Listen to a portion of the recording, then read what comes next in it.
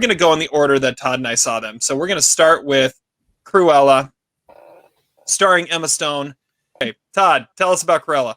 Okay, Cruella is directed by Craig Gillespie. It is the origin story of the 101 Dalmatians supervillain Cruella de Vil, named Estella, apparently, and played by Oscar winner Emma Stone, whose character, her mother was killed by some Dalmatians when she was a child, and she dreams of being this fashion designer, and she idolizes the Baroness, who is basically Miranda Priestley from The Devil Wears Prada, terrifying and coldly played by Oscar winner Emma Thompson.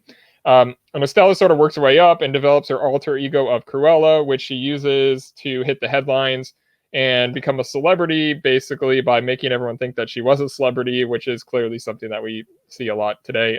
Her fellow childhood orphan friends are Jasper and Horace, who remain her friends and help her pull off some like Ocean's 11 style like petty crimes. And they're played by Joel Fry and Paul Walter Hauser, who has just a ridiculous Irish accent. And Mark Strong is also in there as the right-hand man of the Baroness.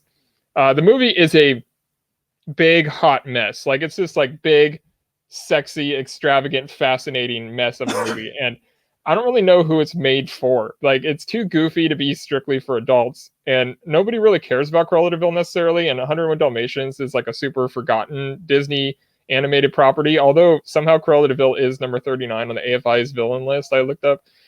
Which seems strange to me. It's tonally really weird, which implies that it is made somewhat for children. There are actually some really young kids in the theater, which seems wrong. And I don't know what they could have possibly thought about it, unless they were like me, whose favorite movie was Burton's Batman at like age 5. So, I mean, maybe those kids were like me or something. But the movie didn't really need to be about Cruella. That's one thing that really stood out to me. Like, it could have been a completely original story and given the freedom to do whatever it wanted with the movie and not be stuck to source material guidelines. And it could have been like more wild, a little less cartoonish. I feel like it could have possibly even like tilted into like light R rating. Like, there's room for some like really, really twisted violence and some more disturbing stuff they don't really fully go into that they could have. And it's a weird sidestep for Craig Gillespie because he is Australian director. He did Lars and the Real Girl, he did I, Tonya, and he did like Colin Farrell's Fright Night movie. And it's not anything like any of those, and it's sort of a strange step out. Like, I mean, it's obsessed with reminding you of other projects. Like, it's the setup of The Devil Wears Prada. Cruella is basically like Harley Quinn or some like Joker type character, and the petty crimes are like reminded me of like Charlie's Angels, and the beginning scenes were like Enola Holmes. The comparisons go on, and I don't know if that was by design or what. But Emma Stone is fantastic, and she would be a Golden Globe nominee if that's still a thing. I don't know if it is, but it's like this is her big movie star role that maybe the first one that I feel like in her whole career.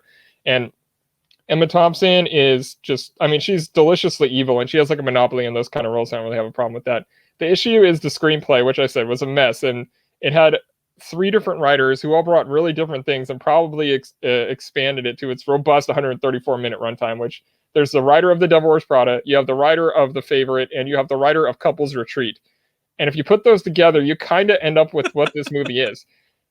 The last half hour is pretty much unnecessary, and the twist reveal is super lame, and the whole payoff was completely ridiculous. It's almost like a soap opera, and then fantasy elements kicked in. And another thing was, what was up with the soundtrack? Like, it just like blasts like the Doors, like the entire movie, and the Clash and Queen, like every popular song from like punk rock 1970s, which is when the movie was set. It's so loud and prevalent, it takes away from the scenes. You don't really know what's going on. It's kind of disorienting. Tone it down a bit. I mean, the movie's all over the place. It's still fun to watch, and it doesn't feel as long as it probably should have. I'm like right on the verge of a recommendation, but I'm settling on 2.5 stars. It's close. It is really close. All right. Well, I'm gonna go next. I'm going 3 stars. I had a whole lot of fun with this movie, and I agree with a lot of what Todd said, especially about the ending. Like, there was a moment in this movie where you get to a spot where like it feels like it's about to end, and I was like, wow, that was a fun movie. That was really good. And then it goes on for another 40 minutes. I was like, well, that just could have been the plot line for the sequel, but it wasn't. But It's a lot of fun. I Todd, you said it's the soundtrack is all punk rock. Well, that's because it's billing Cruella as like the formation of punk rock, basically. She's the punk rock Right. of fashion. And no, Emma Stone is great. Emma Thompson's great. I had it was just so entertaining to watch this movie. And even though it was 2 hours and 14 minutes, it did feel long as you got through that last little bit, but it was still good stuff. I mean, it was unnecessary, but it was still solid. I never had to look at my watch once because I was just too entertained by it. So 3 stars from me. Um, but I do agree it was a bit of a mess, but I didn't care because it was a fun mess. Zach, Oh, I we got just 2.5. We got 3. What do you got? I love listening to you guys. You know, it's like, oh, this movie's such a mess. It doesn't know what it wants to be. It's a mixture of all these movies. It's derivative. It's long. It's boring. It's bad. Oh, but we're gonna give it a recommendation anyway. Why don't you just come out with it and talk Nobody about said how it was terrible boring. this movie is? This movie sucked, man. This is like this is a bottom 3 movie of the year for me. It was a disaster. But oddly enough, I agree with a lot of what you guys have to say. I just admit the movie's bad. Maybe I just didn't see any of the bright points that you did, but I agree with a lot of what Todd said. In fact, I even wrote down some things that I totally agree with. I mean, the soundtrack is terrible. Like, the soundtrack is the most bland. Like, let's just do a Spotify list of every like supposedly trendy song from the 70s from the British New Wave, but add in some random song. It was awful. What was with all the motion tracking of newspaper headlines too? Like, that just didn't make any sense in this movie. Todd's exactly right. This is Joker meets Harley meets Devil Wears Prada. And then, fan of the original 101 Dalmatians. I mean, that's what kind of gets lost in all this. If you were to watch this movie, you forget that it's actually, based on another movie, that this movie has no relationship with tonally, story-wise, setting-wise. It takes place after the events of 101 Dalmatians, so it makes no sense chronologically. But the charm of 101 Dalmatians is missing. The charm of that movie was the dogs, and this movie has almost no dogs in it. In fact, it has no live dogs. It has all CGI dogs that are just lame and boring to look at. I do like that this movie villainizes Dalmatians, though. They are an overrated dog breed, and they are somewhat vicious. So that I kind of like.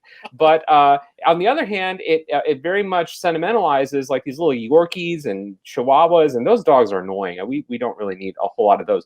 The movie does not want to say that Cruella de Vil skins dogs. Like, it just is adamant in trying to make her somewhat redeeming, somewhat of some kind of weird rehabilitation redemption arc for this character who, in 2021 standards, is absolutely has to be a Disney villain. And skinning dogs is absolutely abhorrent in 2021. So I don't know whose idea it really was to make this even a palatable movie. Maybe it's just, again, like some sort of rehabilitation for being able to show the original movie on Disney Plus. I'm really not sure. I also have a couple hot takes here. Is Emma Stone really a good actress? I can't think of the last movie other than The Favorite that I was really impressed by her in. I think she's kind of terrible in this movie. I mean, her accent goes in and out. She doesn't possess at all any of the kind of, there's a shot of Bette Davis in this movie. Like, it reminds you, Cruella de Vil had like, pizzazz. I mean, when she enters the room, she's there. Whereas this Cruella de Vil is like sort of just passive, and then she's like, it doesn't work. I miss Glenn Close, and I didn't even like those movies from the 90s. And then the other hot take I have is, I think there is a version of this movie that could have. I agree. This is kind of the direction I thought Todd was going with it. I think it needed a different director. It needed a director who was not afraid to go against Disney, to stand up to Disney and say, screw you, Disney. I'm going to make the movie that I want to make. I don't care if it's a Disney product or not. We reviewed Popeye last year. Robert Altman should have made this movie. I would have loved to have seen someone as iconoclastic and as eccentric as Robert Altman take this material and make it much more interesting. I think he could have done it. Unfortunately, he's been dead 15 years. Craig Gillespie wasn't quite up for the challenge. And it didn't even, it missed even the best part of 101 Dalmatians, which is that British TV show, What's My Crime? I was waiting for that the whole movie. Where was that? Do you guys remember What's My Crime?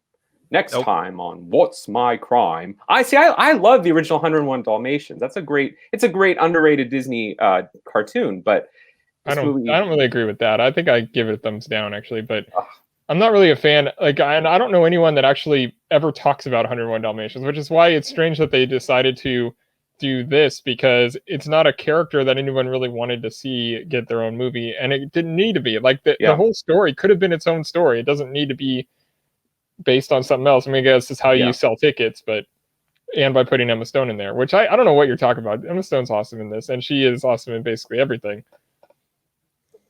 Yeah, I agree. I mean, I don't know what you're talking about with. That was like almost 10 years ago, so you didn't like La La Land, obviously. La La Land, yeah. Yeah, okay. So Oscar winner Emma Stone, you don't like. Whatever. Name a great performance. I don't see one. She's good in The Favorite. She's the third best of the three leads, but like I'm ready to say I think she's a little overrated. You know, that is my cross. You just choose not to like the movies she's in, so you say she's bad in them, like Birdman. Yep, that's another one. Good one. Yeah, because you don't like the movie. I bet you don't even remember her character. Oh, I remember her character.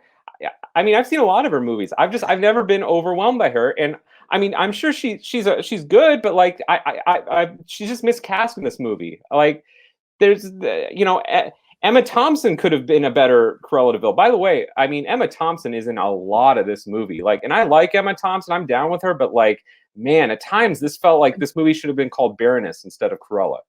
I find it interesting that you're just throwing out there that she's a bad actress simply because she's playing a Brit. Like her accent, I thought was a little over the top, but it goes in and out. Really, I think you're just saying that because you know that's not her natural accent. And it goes, and if it does go in and out, it's because she's playing two different accents in the movie. Oh, I think both Cruella and Cruella and Estrella are supposed to be British, but like, I don't know the character's name. I don't know. She doesn't emanate evil, right? But it's also a fault of the movie too. The movie can't really decide whether she's truly evil or someone who is like sympathetic in some way, because the movie doesn't really have any balls. So it kind of wants to throw out, it's an origin story. Oh, but she didn't really slaughter any Dalmatians. We're gonna wink at the camera. Yet. This movie has no balls. Get Robert Altman behind the camera. In like 5 years is when the original 101 Dalmatians is supposed to take place. You know, I saw at that movie, I saw a preview for the new David Lowery movie. That would have been a cool director for this project. David Lowery. Get someone with a visual style and who's not afraid to say screw you. I agree that's a better recommendation than your other one, simply because he actually is alive. That's true. Gosh. He could have made the movie in 2000. Maybe. I feel like this is one of those where you walked into it saying, I'm going to hate this movie. You know what? And every single one of your takes is related to that. I actually liked the first 20 minutes of it. I thought it had like life. I liked the actress who played young Cruella. I liked it moved really fast. By the way, the actress who played young Cruella looked like a young Thomasin McKenzie. I think what you're missing, Terry, because I know how you always diagnose my reviews like you're my psychiatrist. What you're missing here is the running time. This movie was way too long, and Zach doesn't I don't do movies this long. Todd, didn't I tell you? As soon as Zach was going to say I hate it because it's over 2 hours. I tried really hard to not say that because I thought it was obvious. I was just surprised you didn't, fall asleep for 5 times like you say you normally do. Oh, I was close. Yeah, close. All right, so here's the next question. Did you go alone? Did you take the wife, and what did she do? She liked it more than I did.